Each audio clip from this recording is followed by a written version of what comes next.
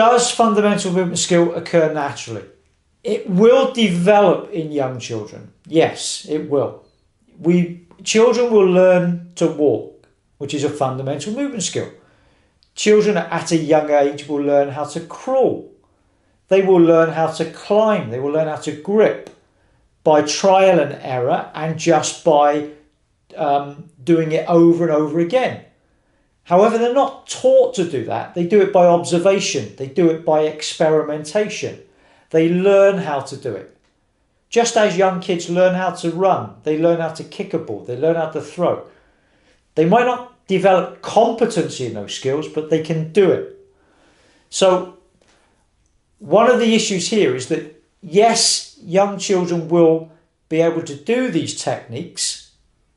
Okay, I won't call them a skill, although they're referred to fundamental movement skill. They're a technique. A skill is when you can do it at a certain level of performance over and over again.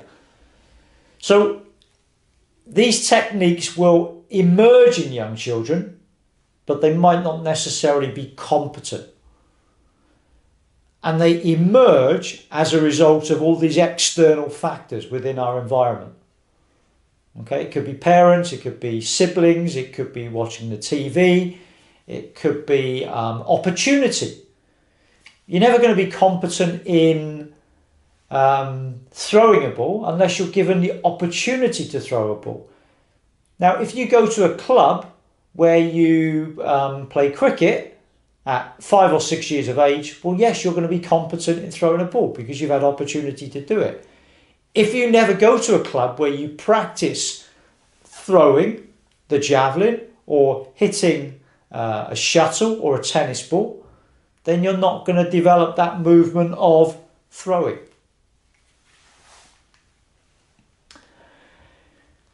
In terms of your role as coaches and teachers, and this is what we do extremely badly. My role, if I'm a PE teacher, is not just to teach PE, or if my role as a coach is not just to coach, it's to try and improve technique or try and improve performance. Now, to do that, yes, I have to teach, but I also have to observe and correct and recognize and analyze when people can't do things. So your roles as a teacher or a coach is your observational skills and your analytical skills. I've put athlete up on the screen, but it's not really athlete, it's participants. Can you watch someone and can you recognize when they can do something or when they can't do something? And from that observation, can you pick out the faults?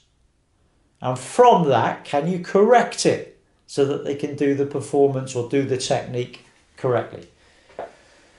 So a big thing for young children and fundamental movement skills is observation of those fundamental movement skills. So recognizing, can they run, can they catch, can they throw, can they kick, can they twist, can they turn, can they balance, jump, etc. So can you observe the athlete? Can you analyze the effectiveness of the movement? And can you detect and correct the errors? Now, for those of you that have done your coaching badges, it's what we call the coaching process. So can I observe? Can I diagnose? Can I correct? And then can I get the person to do the performance again? So can I observe someone? Can I diagnose what they are doing wrong? Can I correct it? And then can I get them to do it again?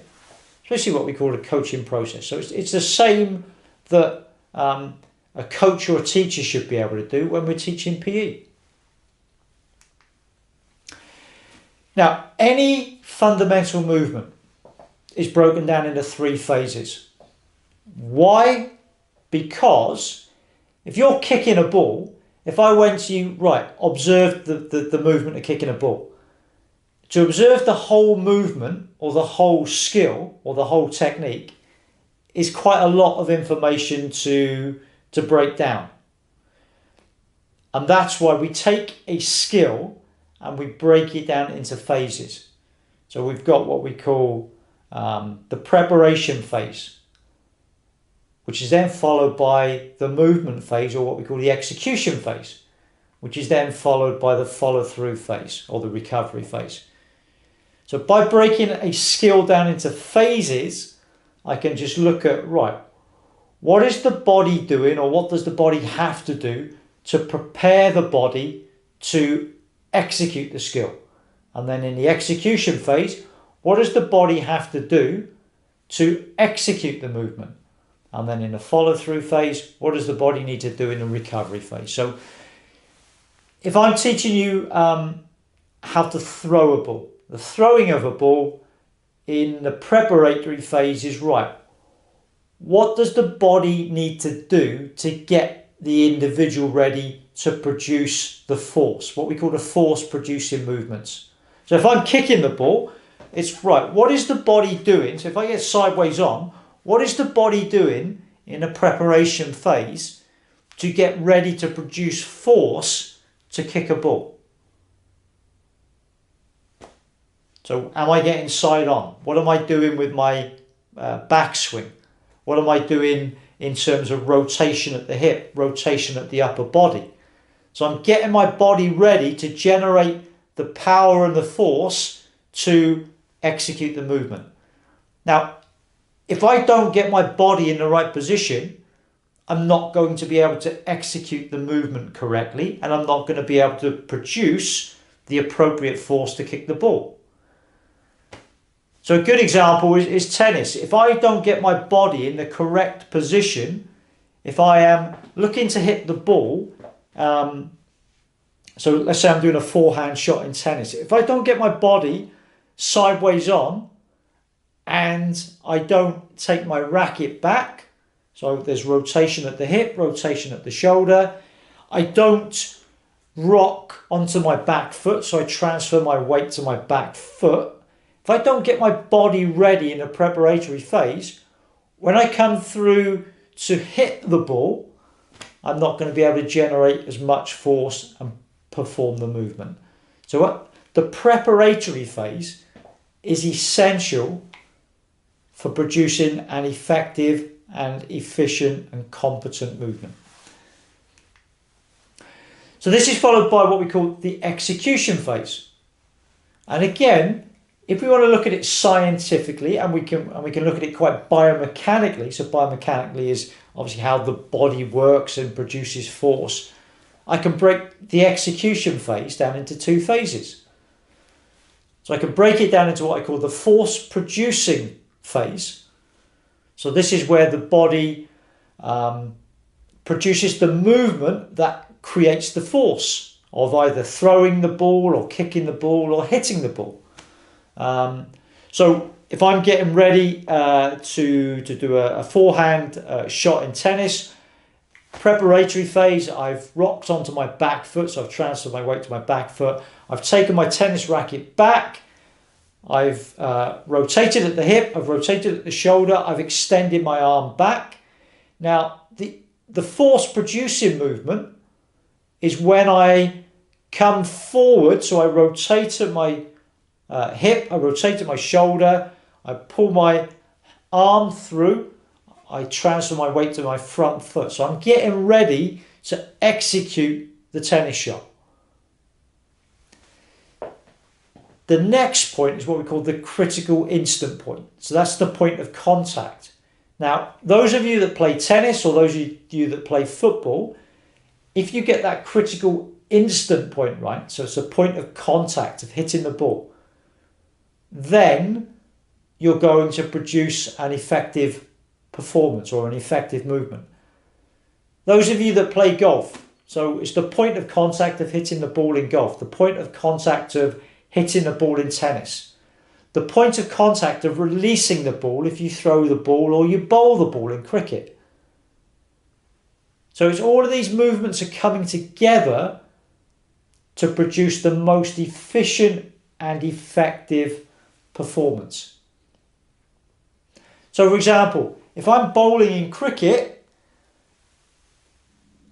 I want to produce as much force in my run up and in terms of my running movement so that when I release the ball, I'm releasing it with the most amount of force or spin or movement that I want. Now, I want to be releasing the ball at the highest point. Now, if I release the ball down here and I delay the release of the ball, obviously the ball's going to bounce and it's going to go into the ground quicker. If I release the ball up here, just slightly in front of my head, ideally that's where I want the execution phase to be. It's the same with hitting a serve in tennis or releasing a javelin. There will be an optimum point or execution phase for the release of the ball or javelin or hitting the ball. And then we have what we call the follow-through phase. So it's the movement that follows the execution phase. So the movement that follows kicking a ball, the movement that follows hitting a shot. So your body will try to decelerate after hitting. Otherwise, if your body would just carry on moving. So that follow-through phase is important because it might be about regaining your balance or stability or decelerating your body to try and control the movement.